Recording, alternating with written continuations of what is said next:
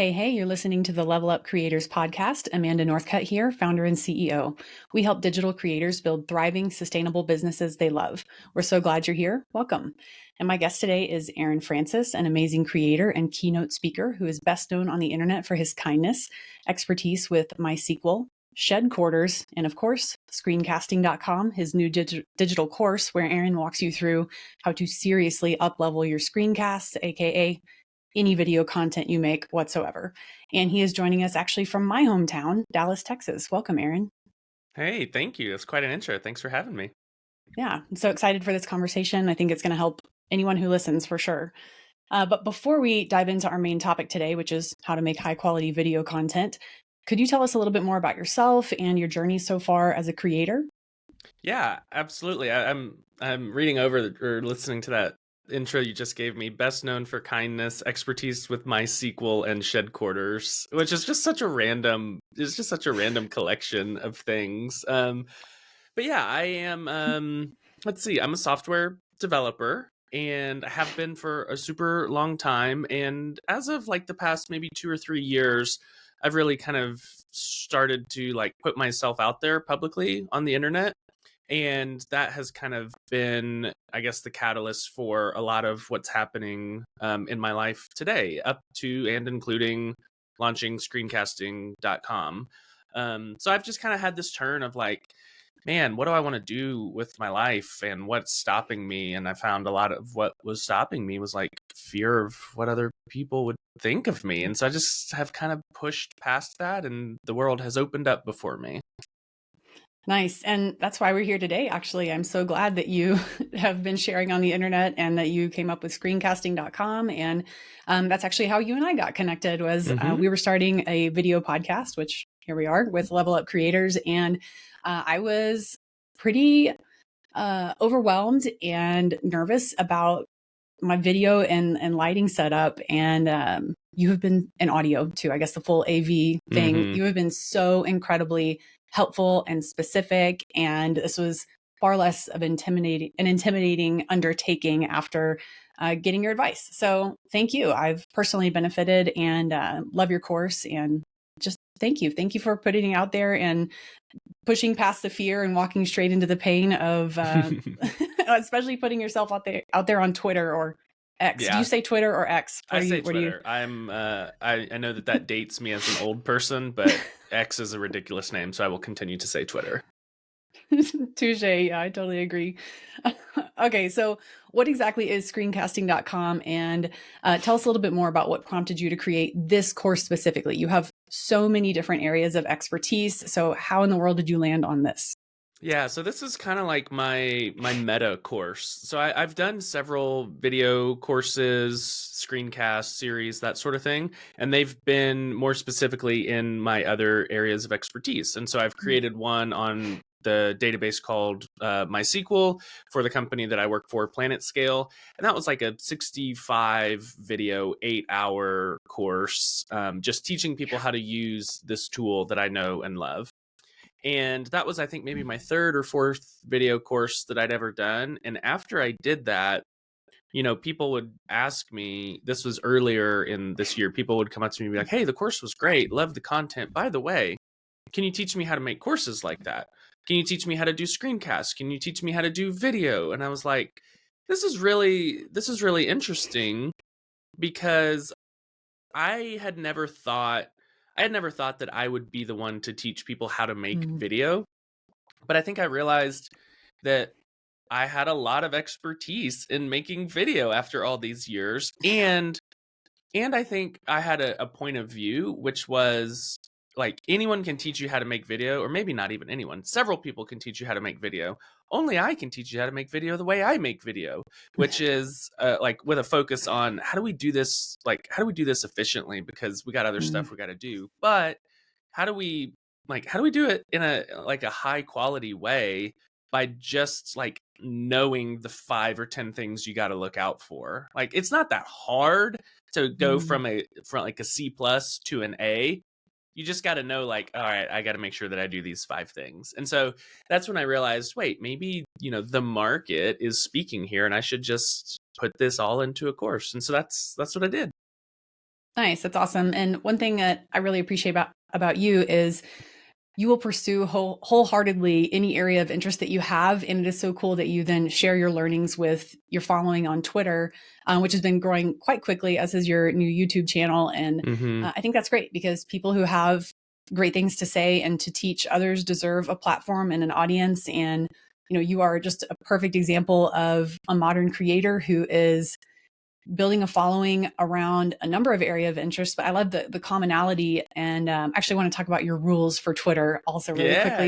yeah, But yeah. the commonality seems to be that you are this internet nice guy. You are this antithesis to tech bro, and um, people really resonate with that, which you wouldn't think, honestly, with Twitter being your primary Hmm. platform at this point. So, Yep. tell us about your Twitter participation rules. Yeah, so I'll pull them up here. I have like actual written down specific rules that I Hmm. have, tweeted and pinned to my profile and been like, this is, if I'm going to show up on this platform, this is how I'm going to do it. And I'll read those out in a second, but just generally, I think I think there's a lot of cynicism, especially in kind of the circles that I run in, which is a lot of like engineering and developing, and like there's just a lot of people really trying to prove, I guess, how smart they are. And so there's a like when you put something out there, oftentimes people are going to come back with like the reasons it won't work or a way in which you screwed it up, or I've actually done that before you did. And this happened to me actually just yesterday. So I've reached this point where I'm, anytime I learn something new or discover something, I try to like think, all right, how can I share this? And so I tweeted one out Hmm. yesterday, and somebody replied and said, why are people surprised by this? You could do this in Fortran, which is like some super old thing that I've never used in my life. He's like, why does anybody care? You could do this, for the past 20 years. And my response to him was just, yeah, I just learned about it today. And that means that maybe the odds are good that other people don't know about it. And so, like, if I learned it today, maybe other people don't know about it and I'll share it. And I think I finished with, like, you could say that I'm like pro learning. Like, I thought it was cool. And so, Yeah. my like point of view on putting yourself out there, especially on Twitter, is there are a lot of people that don't know the things that you know. And I think we start to surround ourselves with like other experts, and we start to think like, oh, everybody knows everything that I know, or worse, everybody is smarter than me and I have nothing to say. And we forget that like Mm. the world is huge. Like the world is enormous and the internet is enormous. And there are tons of people behind you on the road or in the journey that are like, man, I wish people would share more because I don't know anything. Yeah. And so that's kind of like part of my philosophy on like what I share. But then these rules. So I'll read these rules out. There are three of them. The first one is encourage other people. Um, saying if you like the work that someone is doing, tell them, because it is a reality that most people get critical or cynical feedback. If you see something that you like and you tell the person, you're going to make their day.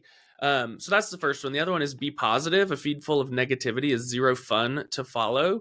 And like this is like 50% life advice and 50% content strategy. Like Yeah. it's a good thing to be positive, of Hmm. course.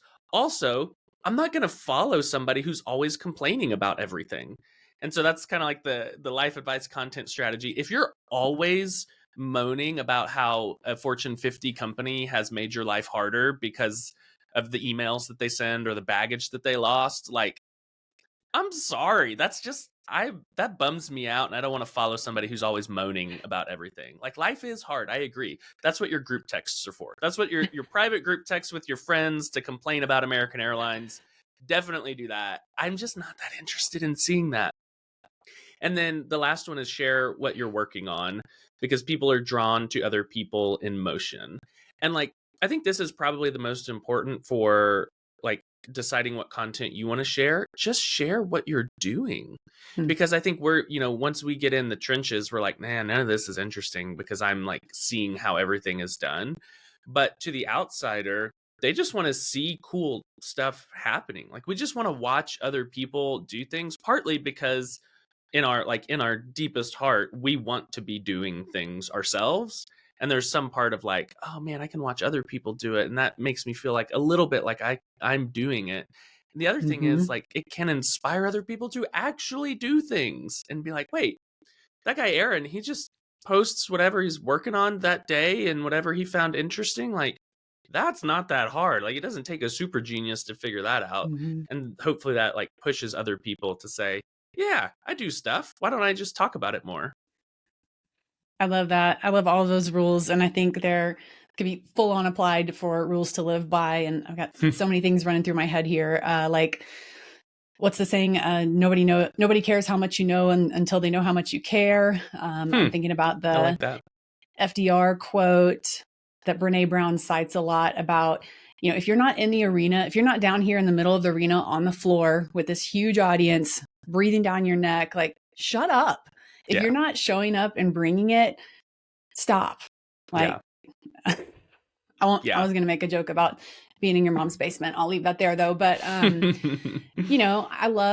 love the approach that you take to sharing content online, and it is really inspiring to other people, and kind of seeing a regular guy. Other people I don't think see you as a regular guy because you have an audience and are creating content and putting yourself out there. But you, in some ways, like, you're a dad, you're a family guy, and I just love that you share what you do. And I think you teach other people. And man, that comment that the guy made about the platform that you mentioned, I have no idea. I'm not a software engineer or anything close. You don't want me anywhere near any code, but um, the lack of empathy in a comment like Yeah. that is just, that Yeah. makes me And so frustrated. I've realized, like, I think it used to be, I don't get in fights online. I Yeah. just don't do it. And I think part of the reason why is because I've realized, like, when it's always a guy, when a guy makes a comment like that, that's like, why did you share this? Or why is anyone resonating with this? I already knew that. The only thing that that person the only thing that that person wants is to feel special and feel validated and feel like they are worthy. And so like I just respond. I don't want to fight with them. I don't want to say like I don't want to get into a nitty-gritty debate over details or Mhm. anything like that. I just want to say like, yeah, other people don't know that. Like you do know that. That's awesome. Congratulations. Other people don't know that. And it's really disarming.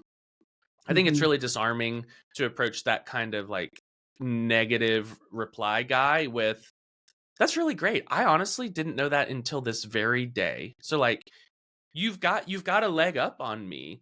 And that's the thing that's really, I think that's the like meta principle here is honestly it doesn't matter who knows the most.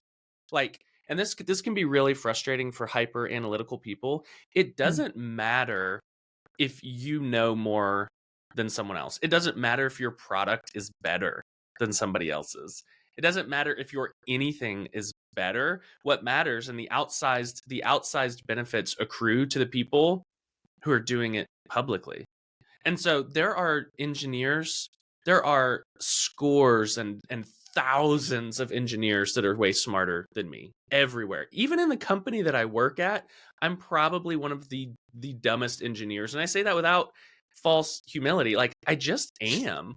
But the perception of me in the public eye is that I'm really smart and this great like database guy. And it's just like, well, there just aren't that many database people talking publicly. And Mm. so you attribute to me being really smart, but honestly, I'm not that good at it, and I just talk about it a whole lot more than other people. And so that's like the unfair thing that is the reality of how the world slash the marketplace works is, yeah, the marketplace doesn't reward your hidden knowledge. It just doesn't. And Mm. that's what I realized a few years ago. You say I'm a normal guy. Like 3 years ago, I think I had 1,000 followers on Twitter, and now I have 24,000. And it's like, I'm still the same guy. Like nothing changed except that I started putting it out there more. Mm. I like that. And I really appreciate your growth mindset and your willingness to go out and solve problems and do that publicly and fail publicly. And yeah, it's like a kind of a group learning social experiment almost. I mean, your whole Twitter account. Uh, but yeah, all right, I'm going to pull us back in here to screencasting Yep. because I think we could talk about how to behave on the internet and how not to behave on the internet all day. But Hmm.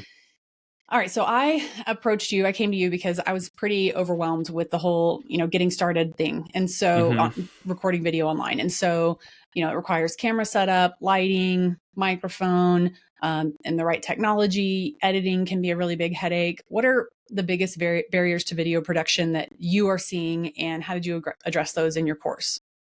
Yeah, I think the biggest barriers are it feels like so most people that want to create video are a technical expert in some field, right? So they're a software developer, they're a Notion expert, they're a wizard with Excel or something.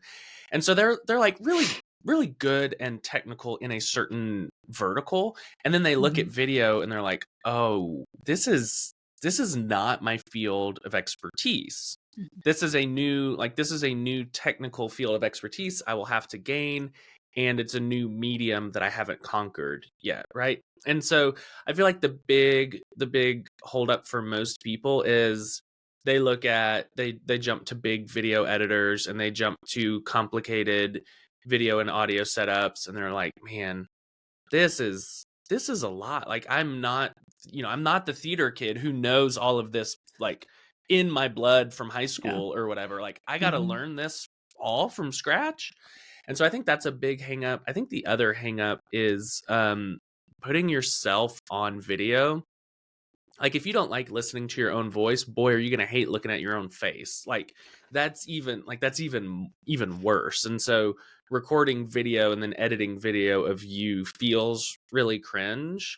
But once you push past that and you realize the kind of like connection that you can make with the audience by actually showing your face, I feel like you start to understand the benefits of it, and you kind of just leave the cringe part behind. But the gear is a big, like, you gotta, like you said, you didn't know what all to pick, and so that's a big Right. thing that I address is like, hey, here are some levels, here's good, better, best, pick anything and just move on. I like that. I like the good, better, best model a lot, actually. And I really like about your course that you GTFP with everything. I mean, I am a very, very busy person. I'm very tight on time. And just the hunting and gathering that would have been required online for me to Yeah. go and figure this out on my own, I mean, that's just a non-starter. Like, I don't have the time to dedicate to that. And so to have a trusted expert who's put all the information together and then some, and has put it into well-organized bite-sized chunks with this good, better, best model, total game changer for me. And that just reduces the barrier to entry so significantly. And I'm a big fan of talking to experts and trying to get as much of their knowledge, squeeze as much of their knowledge out of them as humanly possible in as short amount of Hmm. time as possible. Because that's, I think, how you can move the quickest in Yeah. business and in life. And so you came into my life at exactly the right time, and I super appreciate it. Okay, so let's get into, we've talked about barriers to entry. I think people probably feel that viscerally, and it is a pretty anxiety producing thing if you haven't done video production before. So let's talk about key ingredients for producing high quality video. Yeah. Yeah, so I think there are a few, and they start way before the camera, microphone, ready, set, go. I think it starts all the way back with, like, who is your audience and what is your angle? And Mm, honestly, this is something I messed up for the course at the beginning, because I had viewed my audience as primarily developers. And then I think after we talked several times, I thought, wait, my audience could be way broader. It could be like content creators, experts in any field. mm, And so that was one thing that, like, I had recorded a video on defining your audience for the course, and then I was like, oh shoot, I defined my audience way wrong. And so I think defining your audience and picking your angle are super important up front. mhm. And so, like, defining your audience could be, picking, let's say, attorneys or stay-at-home moms or, developers or whatever. Just saying, like, who are you teaching, and then kind of ranking them on what's their, like, current level of expertise with my thing. right? So if I'm teaching beginners if I'm teaching attorneys who don't know anything about Microsoft Excel, well, that's going to shape your content quite a bit versus attorneys who are pretty good with Excel but want to get really good because they're going into, some specialized field in the legal field. I don't know anything about attorneys. So I think determining like who they are and where they kind of rank on the scale is good. And then like what is that can help define what your angle is. Like, is your angle bookkeeping for disorganized people or bookkeeping for people with ADHD? Like, hey, that's a pretty good angle, right? And so if you can define those things up front, I just came up with that ADHD angle. That's a That's a great good angle. one. If you can define those things up front, that'll really help you plan your content better, and it'll help you market better, because somebody that's like, yeah, I've got ADHD, and you better believe my books are a mess right now, and so this course must be for me.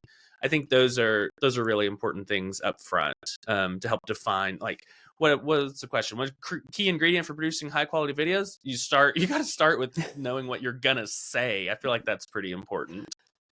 Yeah, I love that. That's right offer, right time, right way, right price point, all those kinds of things. So yeah, getting it together on that front and meeting people where they're at. So content is still king, because if you're producing beautiful videos that the content is dismal, you're not going to get anywhere. Yes. So yeah, I love that. That's exactly. a great starting if you're point. producing the best screencast on in-depth Excel for attorneys, and then you take it to the market and attorneys are like, hey, so what's the sum function do? Like, it's a total mismatch, and the attorneys are going to be like, I need a beginner's course. And then you're hosed. Yeah. So first things first. Yeah. All right. What else? Yeah, I think beyond that, so like you've defined your content. I think it's really important to have a research phase at some point, and that can look really different if you already are the domain expert. So like I did a video course once on it was accounting. I was a accounting major back in college, and I took all of my time at school, which I spent 3 or 4 years tutoring this one specific class. And I recorded a video course on that. And my research phase for that was like 3 or 4 years tutoring that specific class. So that was really easy. But for the database course, I did a ton of research, and I just read a bunch of books and like read a bunch of blog posts. And anytime I found something that I was like, this kind of fits the shape of the angle that I'm going for, I just wrote it down. And then after I had like a huge text document of like ideas and little half ideas, I started to kind of like coalesce and merge those into a linear structure of like, well, we'll start here, we'll work our way through, and we'll end here. And so that research phase is really important, but you can't do that without knowing who you're teaching, of course. And then after that, you turn on the lights, camera, and you start recording. And there are a bunch of little things that you can do to make your screencast feel really high quality. And it's stupid stuff like, okay, don't show the clock, and don't show the menu bar, and don't show the dock, and like hide your desktop icons, and don't have a family photo as your background. Like all of this stuff that takes it from, oh, Aaron is recording his screen in his bedroom, to, oh, this guy, they elevate you. This guy is a professional teaching me with professional videos. And it's like, I'm the exact same guy. This is still a room off the kitchen. But now, because I've like thought about a few things, you feel like I'm some big guy in a studio. And it's like, I'm not, but I'm glad you think so. Off the kitchen. I didn't know that. That's great. Yeah, it's a kitchen. This is a double doors right there. So this is the kids' nap time, which is why it's so quiet. I figured. Yeah, I thought as much. And you just moved, right? And so you no longer have your shed quarters to retreat to, big, right? Big detached building, 10 by 20 building in the backyard that was air gapped from all the chaos. And no more. Just 2 little glass doors right there that are incredibly permeable. You're working it out though. You look and sound like a pro. No worries. See? That's what I'm saying. Yeah, totally.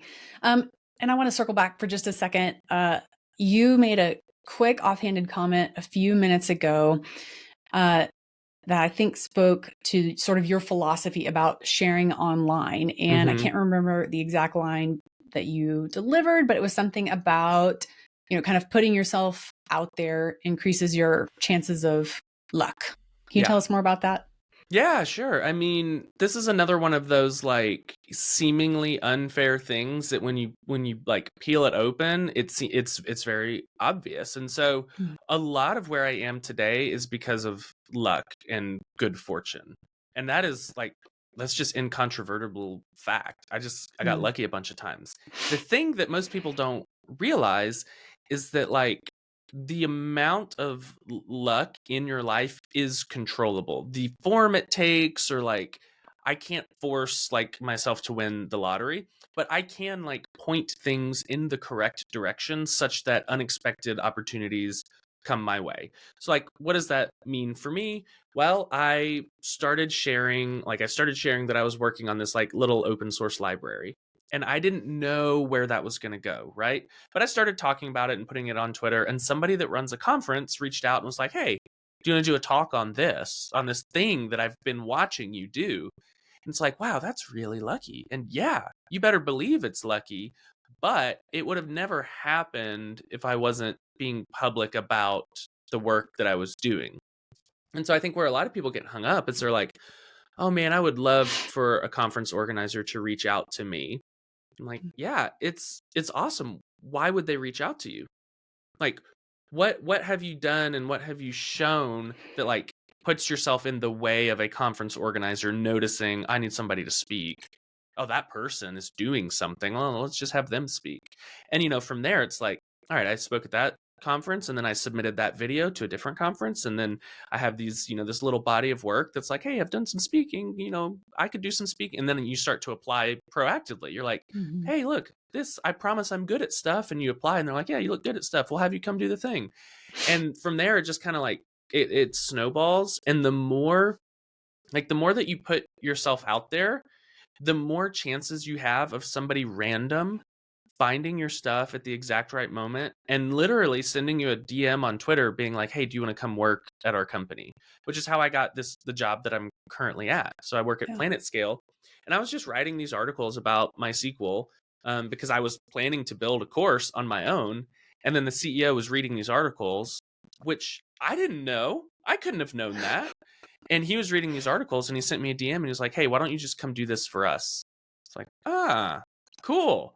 Couldn't have planned it, couldn't have made it happen, but Mhm. by putting myself out there, it happened. And that's again like the same thing with, publishing video. It's like people are going to see it, and they're going to ascribe to you almost unmerited expertise.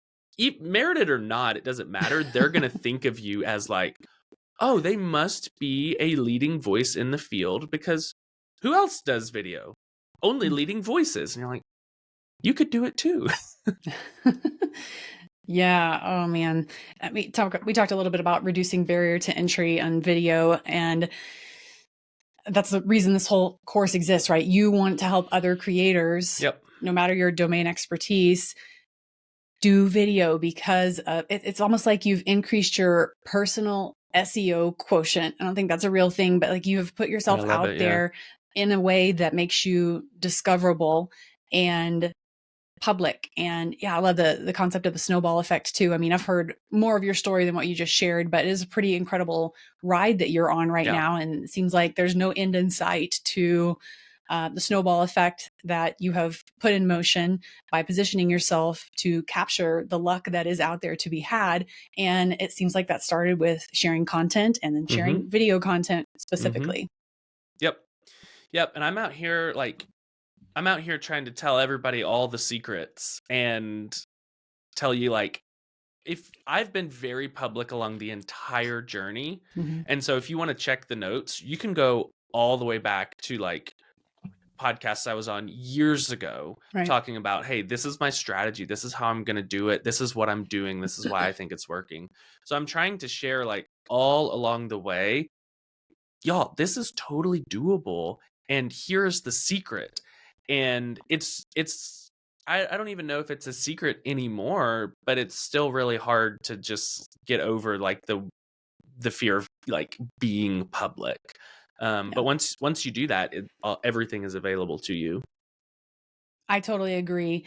There's a book that a now famous psychiatrist wrote, I think he's like a celebrity. Oh, there's a Netflix documentary. He's like Jonah. I can't remember this guy's name. Oh my gosh, super famous actor. They did a documentary on him on Netflix, and I just read his book called The Tools. And one of I think the number 5 tool is walk straight into the pain. And if you can walk straight into the pain and face your fears, there's no end to what you can do and accomplish and conquer. Correct. And so I think he was citing that as advice he'd given to actors repeatedly. But I've actually been teaching our 12-year-old son about this specific tool. And if you're not afraid of a failure or, what could go wrong or the twists and turns or the unknowns or anything like that, there's the whole entire world, I feel like, will just open up to you. Correct. I mean, I've been a behind the scenes executive for years at this point and consultant and coach to other CEOs. And now I find myself in this seat, and it's totally about just swallow that fear on down and walk straight on through it. Because that's what needs to happen. And, Level Up Creators, our mission is also to reduce barrier to entry for subject matter experts who have something to say, where people are listening to them, to take them to new heights and help people create their own luck, create generational wealth. And I feel like, we have a lot of, I can't think of another word besides synergy. I don't like that word at all, but synergy, I feel like synergy works. Screencasting and Level Up do, because we're kind of in this business of helping creators level up, do better, reduce the barrier to entry, go out there, put your knowledge into the world, because, there are going to be the jerks on the internet who are like, well, I knew that. You could do that for 20 years, like you mentioned earlier. But guess what? Your information is always going to be novel to someone. And so, again, going back to like obviously audio and video stuff, I've done a couple of audio only podcasts in years past, but again, that seemingly huge, insurmountable wall in front of me going from audio to video was so big, and you just knocked it right off in front of me. And so, yeah, it's just so much easier after just taking your advice and like spending 90 minutes going through what I needed from your course. Anyway, okay, we're getting sidetracked again, and I have more questions for you so we can again reduce that barrier to entry. But yeah, sorry. What do people most often get wrong when recording video? Like what are the easiest things to make better? I think one of the easiest things to make better is just go faster. I think, like you said earlier, like the whole course is really get to the point. And that's one of the things I value really highly, is respecting like the viewer's time. Yeah. And so I don't do long rambly like intros. I just start. So go faster, because you have that person, boy, you have them for a few seconds before they start to wander. And then I also will be ruthless about like redoing it if I feel that I'm rambling or I do something wrong. I'm like, no, that's not good enough. I'm just gonna. I know what I want to say, having messed up the video 5 times. So now I know what I want to say. Now I'm going to do it. And there are strategies in the course of like how to cut that time down. But I think respecting the viewer's time and getting to the point as fast as possible is a big one. And then there are a lot of little technical gotchas, like the thing I talked about, like hiding the desktop icons. And you're like, boy, that doesn't matter at all. What a silly thing to care about. Agreed. However, if you add up 5 silly things, 10 silly things, suddenly you look at a video and you think, I can't quite put my finger on it, but this is really good. And that's the same thing. Like that's the same thing that like really good physical products have, right? So anytime you pick up an Apple product, you're like, I don't know, it's good though. Like I like it. And that's the thing where it's like, they've thought about a million little things, right? I'm just asking you to think about 5 or 10. Hide a few things, change a background to something that's pleasing. When you're doing your cuts, don't have long, awkward pauses. Like cut it down, make it shorter.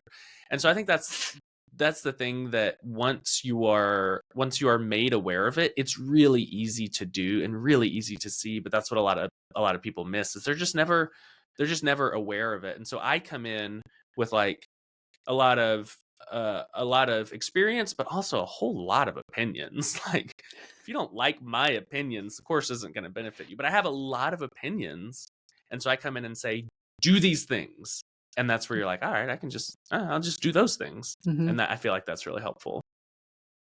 It is definitely helpful. And yeah, like you're talking about this kind of like intangible quality of like what makes that video so good. An Apple product is a fantastic analogy there. But all these things that you talk about in your course and the few things that you just mentioned, they're all additive. And so you can take your video very quickly from pretty amateur, verging on unprofessional to quite professional, by all these little tips and tricks. You know, they add up to a pretty significant difference in your finished product. So, yeah. And real quick, you mentioned you will just record a video over and over until you know what you want to say, and then you've got it. Do you use a script, or what's your workflow? Yeah. That's one of the things where, like, I say at the beginning of the course, hey, I'm about to tell you all my opinions. With the script, no script thing, I try to represent both sides as fairly as possible because I know it's such a, like, almost maybe even divide. The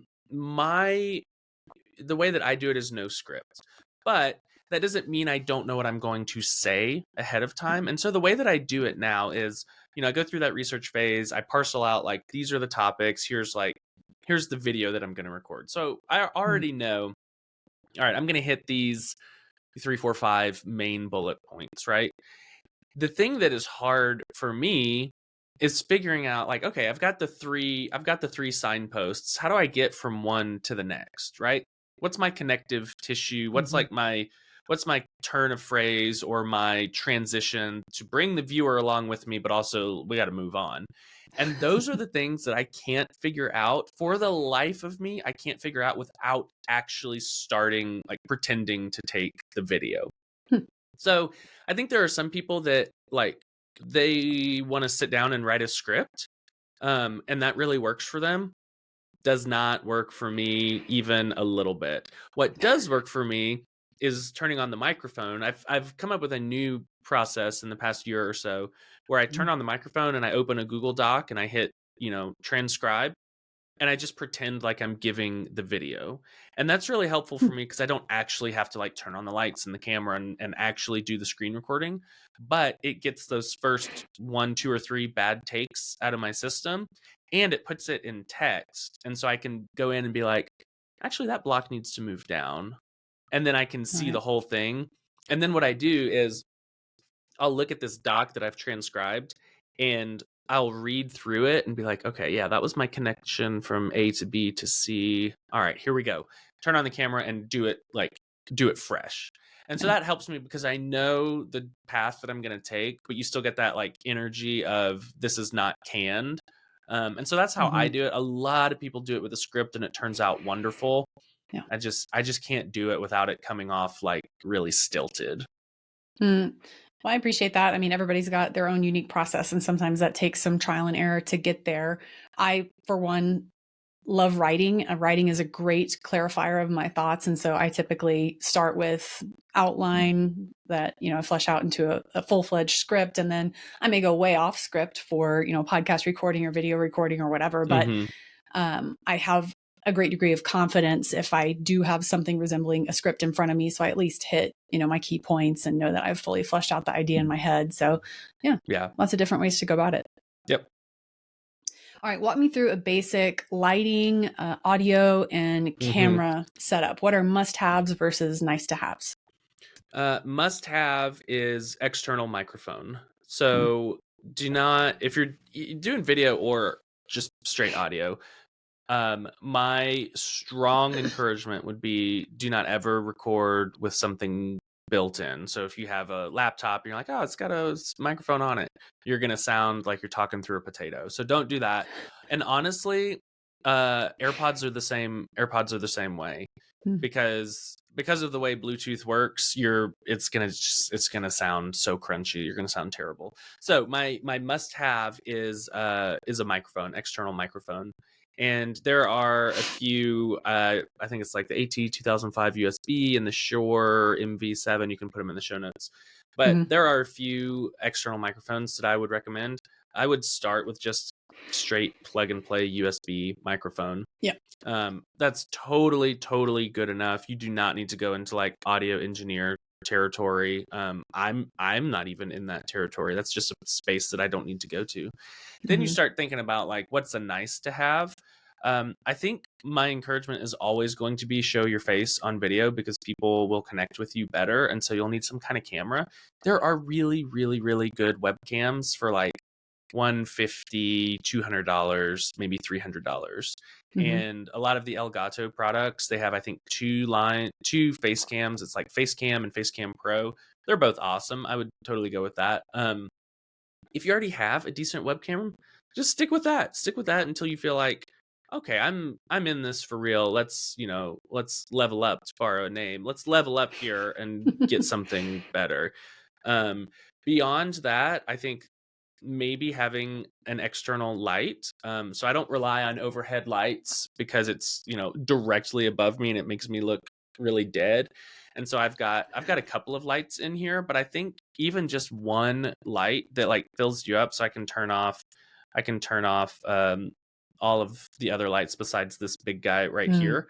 And even that just makes me look like it just makes me look dramatic and well lit, and it helps my camera a whole lot to have like a hardy, adequate source of light.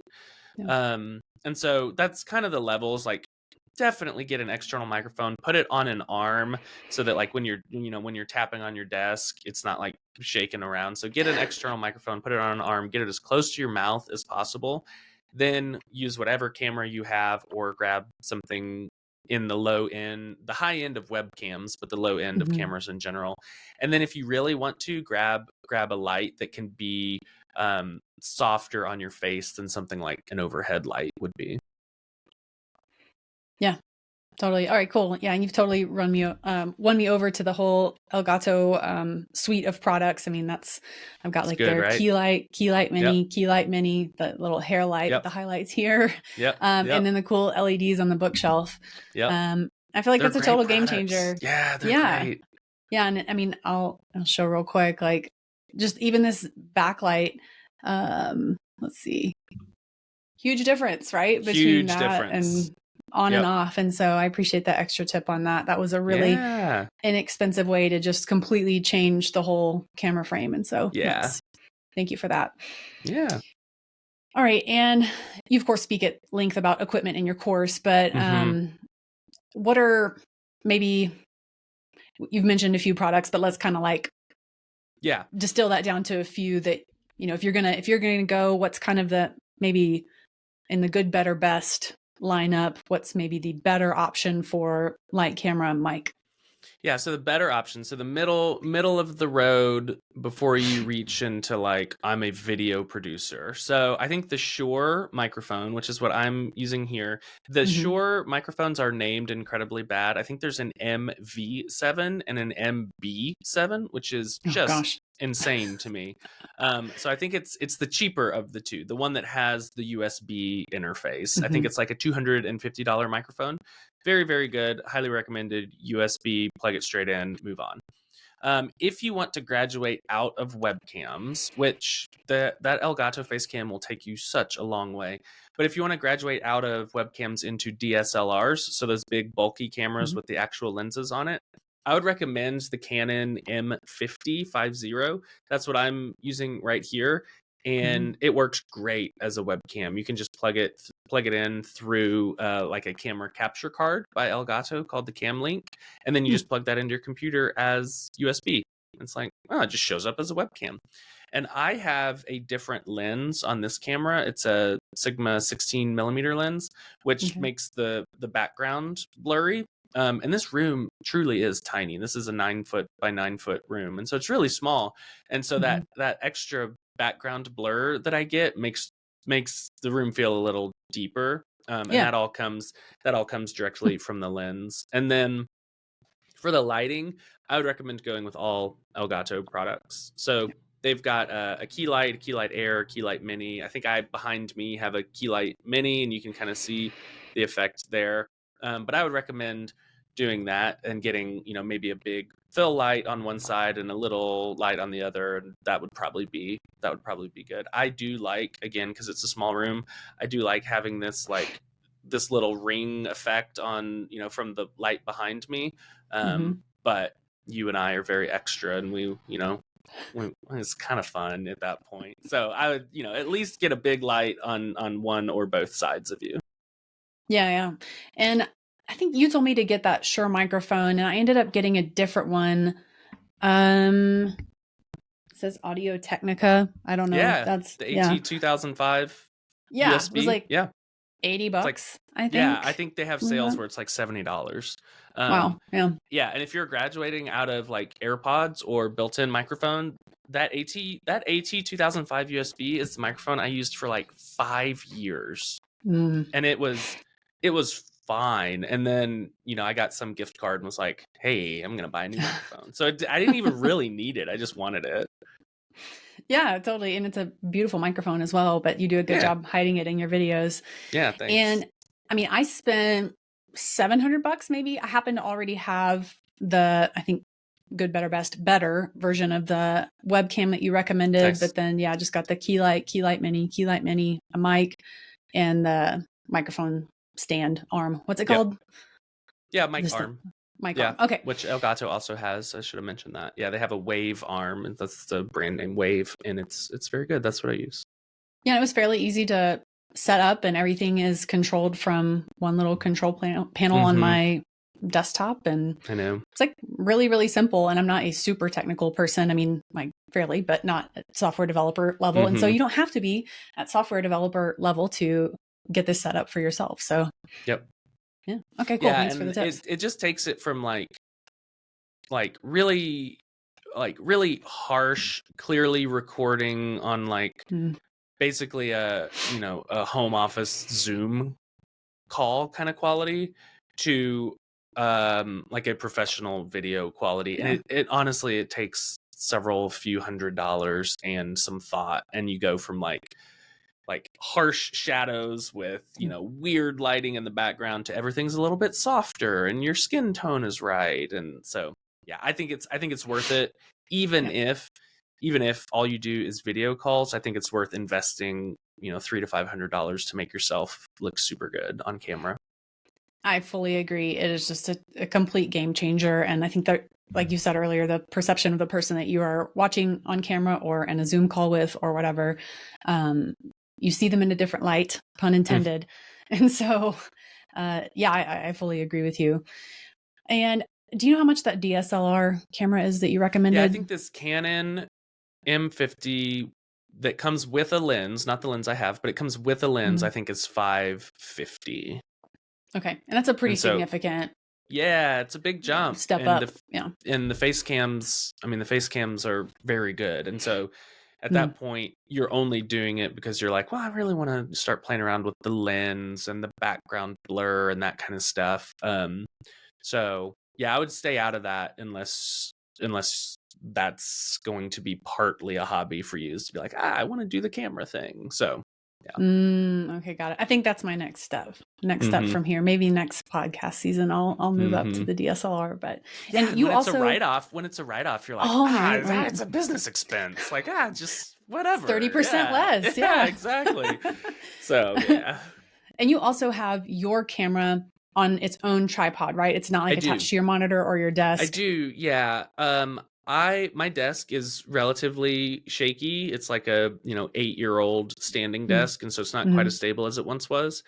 And what I found is when I was typing, when I had this big heavy camera like on my desk, it kind of just like wobbled, and it was fine, except the background wobbles a lot more, right? Because of perception. And so what I have now is I have my my webcam, which is this Canon, mounted on a tripod that sits on the floor, not attached to my desk at all. Yeah. And that was just like, the camera's heavy, the desk is kind of wobbly, and maybe I'm a aggressive typer. But that was one of those things where I noticed, this is a little bit disorienting and nauseating to watch. So I can fix that. Yeah, that's a good call. I wouldn't have thought of that. That's a good pro tip for sure. All right, let's talk about editing. And in your course, you talk about kind of this concept of beginning with the end in mind. And so you talk about ways to record your screencasts in a way that makes it much easier to edit and edit faster. Can you share a couple tips and tricks? Fast and high quality is the goal. And it seems like those are diametrically opposed. But by thinking about those things up front, like those 5, 10, 15 things up front, we have eliminated a lot of the problematic areas when it comes to editing, right? So a benefit of hiding everything that you're not focused on while recording is it keeps the viewer like focused on the thing you're teaching them. A secondary benefit Mhm. is it's a lot easier to edit when there's only one thing going on the screen, right? If you've got a bunch of windows on the screen and you're dragging them all around, there's a 0% chance those are going to stay in the right spot if you have to kind of like hide something Mm. or cut out a chunk later and like you redo a part and you're like, oh, I can't set these windows all up the exact same way. So like minimize everything that you don't need on the screen. I think another thing is like when you're recording, if you have if you know the structure of your video and you know where you're going to switch between like talking head and screen, or you're going to change what's showing on the screen, you can start to like while you're recording basically do some of the editing work just mentally. And that's by thinking, okay, I know for this portion of the video it's just me, just full on full screen talking head. I got to nail this part, right? Because what I don't like to see the YouTube style where every 2.5 seconds is a cut. Like that, I'm too old, but that I find that distracting. And like, I want to see, 15, 30 seconds, a minute of like, just talk to me and tell me exactly what's going on. Don't like chop it all together. And so if it's a big talking head, I know, all right, I got to nail this part. Maybe it's 30 seconds and maybe it takes me 6 tries, but I would rather do the 6 tries than spend 10 minutes in editing trying to, chop out all my mistakes. I'd rather just be like, forget that. I'm just going to do it again. Because at that point, I know what I'm going to say. I just have to do it without flubbing, and I can do that for 30 seconds. And then when you're recording the screen, I like to just record in chunks as much as possible. So I know what, like when I get to my next signpost, like my next point that I'm about to transition, I can just kind of stop there for a second and know that I got that last chunk down, like I nailed it. And I can just stop there and think like, okay, I know what my transition is. I know where I'm going. And if I'm on the screen, like if my face is on screen, I just hold still. It looks insane, but I just hold super still. And I'm like, okay, the next thing is this. All right. And here we go. And I start like that chunk or that part, the next part. If I'm not on screen, it's a lot easier. It's a lot easier to just edit the screen without your face on video because you don't notice jumps whatsoever. And so doing a lot of that thought up front like makes the editing process really easy. And then there are several technical ways to cover edits and make it seem like it was all one consistent take, and those are the best because then like it doesn't feel like you did any editing at all. It just feels like, oh, now they're switching back to the screen, and now he's going to explain something with his hands, and now he's switching back to the screen, and it just feels very, very smooth. Now he's going to explain something with his hands. Yeah, I do that a lot. Yeah. They say about people that gesticulate a lot, their Mhm. brain is working so fast and they can't get the words out of their mouth fast enough. So I think it's a sign of intelligence if you're Yeah, we'll go with that. I gesticulating. You love do that that. a lot. Yeah, well, Yeah, let's just go with that. Okay. it's good for me. So yeah, I agree. Cool. And I mean, I have a short checklist that I follow before we start recording any of these shows. Yeah, just like minimizing windows and distractions and turning your phone off and turning off your Slack notifications and email notifications and all those kinds of things can eliminate a lot of headaches in your editing time. So you're talking about 10 minutes of editing. And I'm sitting here thinking, oh my gosh, that's super fast. So Yeah, I mean, the process is crazy if you do this if you spread the load over recording and editing, then you Mhm. get to the editing part, and the first thing you do is you look at you look at the entire video and you can see like the wave forms and you see where it gets silent, and you just go in and you're like, oh, that was a bad take, jump to the next one. Oh, that was a bad take. Oh, here's the good take. And I chop all Mm. of it out. And so you do this rough cut pass where you're like, all right, take, it's usually the last take because why would I do another take if that one was good? So I jump to like the last take and I'm like, there's the good chunk, there's a good chunk, there's a good chunk. All the rest of that garbage, I barely even watch it. And then I have those like 3 or 4 chunks that I'm like, all right, let's fine tune Mm. here. Oh, let's cover this little mistake here, and we're done. And so spreading that load over the recording and editing section just it just makes my life so much easier. Yeah, I mean, that is a great tip in and of itself, to ensure that you're leaving adequate pauses Oh yeah. when you know that you're going to need to edit a section out. So yeah, that's a Mm-hmm. great tip as well. I like that. I like the idea of going through and just doing a quick run, Mm-hmm. removing those. Yeah, okay, that's great. And I always encourage people to do the rough cut. I call it the rough cut pass. Do the rough cut immediately after you finish recording, because it's still fresh on your mind. Like, oh, I know that this part I messed up, so I'm just gonna I'm gonna do the rough cut. And as you do it, you can kind of like watch it back, and maybe 1 out of 10 times I decide I just really didn't explain that very well. Like, that's just a bad video. But I'm still in the zone, right? I'm still in the mindset of this particular video. So I will do the rough cut and then not do the fine tuning or anything and move on to recording. But sometimes I do the rough cut and I'm like, this is garbage. And I just re-record the entire thing. And much better to decide that in the moment than a week later when you're like, all right, now it's time to do all my editing. I'm free of recording. And you realize, oh, this was bad, but I really don't want to record again. And so you leave the bad version and it's like, shoot. So do the rough cut immediately after you're done recording. And if it's good enough, then you can move on to the next video. That's a great idea, because it's so fresh and things move so much Yes. faster when they're fresh in your mind. And you have great Yes. self-awareness too. I like that. You're always thinking about it from the viewer and the customer's perspective. So as your customer, I appreciate that. Yeah, I've just watched so many courses or videos where they'll say something wrong and then they like put the text on the screen of, hey, wait, actually I meant to say this thing here. And I'm like, that I totally understand that trade-offs need to be made, but I just paid like $500 for your course and you're pasting in text descriptions about how you messed up. I'm like, could you just have maybe reshot that one video? So that's one of my opinions that I bring to this is, hey, if somebody's going to buy a thing that I make, you better believe I'm going to try to make it as good as I can. And sometimes that means redoing stuff. Yeah, definitely. Yeah, especially for things that you are selling for real dollars. I think there's a little bit more tolerance for error and humanity in just regular old Instagram, YouTube, or Twitter content. 100%. Yep. Different ball game with the long form videos and anything you are asking people to pay for. So yeah, I think so. Yeah. Well, thank you so much for joining me today, Aaron, and for sharing so much of your knowledge with us. If you, listener, make content online, do not skip this course. Go to screencasting.com and buy it now. It's like $300 or $400, and you'll save that much in a heartbeat on the equipment that Aaron recommends. And Aaron, we're excited to see where your creator journey takes you next. I cannot wait to see what luck comes around the corner in 2024 for you. Where can our listeners find you online? First of all, thank you so much for having me. This has been super fun. I love talking about this kind of stuff. People can find me on Twitter at Aaron D. Francis, D as in Daniel, or let's see, aaronfrancis.com, either place, but mostly Twitter. That's where I spend too much of my time. All right, we'll give Aaron a follow and we'll link all of these recommendations up in the show notes. And we know that time is precious. Thank you so much for sharing yours with us. Level Up Creators exists to amplify the voice, reach, and impact of creators making a positive impact in the world.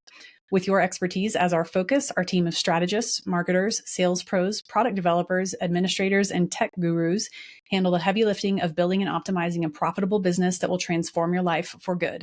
Subscribe to the show and check out WeLevelUpCreators.com for more info and resources for creators just like you. See you next time on the Level Up Creators podcast.